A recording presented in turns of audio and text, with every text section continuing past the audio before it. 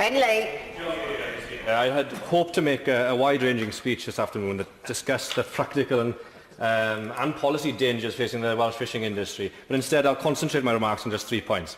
Firstly, I want to set out the unique nature and structure of the Welsh commercial fishing industry. Secondly, I want to highlight some of the concerns that have been raised with me regarding the UK Government's trade policies. And finally, I want to implore the Government to give coastal communities, fishermen and fisherwomen across Wales the tangible assurances that they deserve. Yeah. The approximately 400-vessel Welsh fishing fleet operates in some of the most challenging of environments.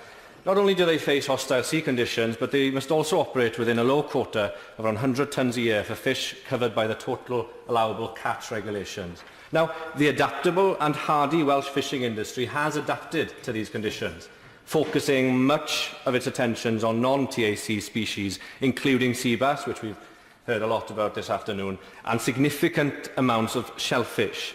However, they do walk a fine line. One fisherman described to me how his family lives hand to mouth, not knowing from 1 month to the next whether they will be able to meet their financial obligations. Now, Madam Deputy Speaker, the Welsh Fishermen's Association has drawn my attention to some striking analysis which underlines the precariousness of the Welsh fishing fleet situation. A period of mere 4 weeks of delays to our current trading relationships and the Welsh fishing fleet would be in danger of collapse. 6 weeks and we would see catastrophic business failures across the sector.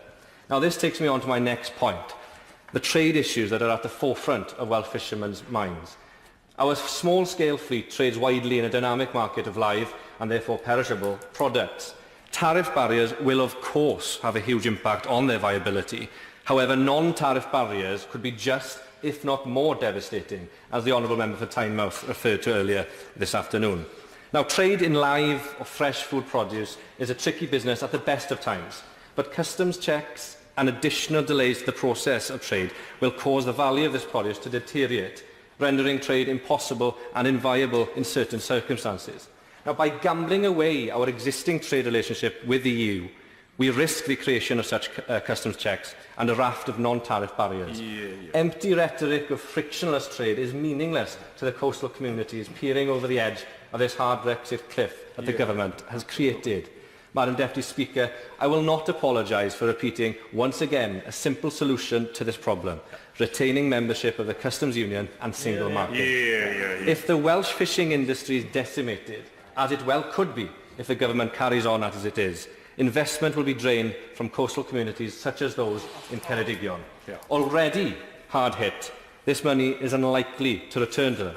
And so I conclude my remarks, Madam Deputy Speaker, by urging the UK Government to reconsider its position on membership of the customs union and single market, so as to safeguard the viability of the Welsh fishing industry. And to echo the remarks that my honourable friend, the member for Inverclyde, mentioned in his contribution, as the UK Government pursues future markets and trade deals, they cannot come at the expense of today's fishing fleet. Or as a fisherman I spoke to, as he asked a disarmingly simple but extremely pertinent question: there may be opportunities somewhere in the intangible distance, he said, but if there is no fleet left by the time we get there, what is the point?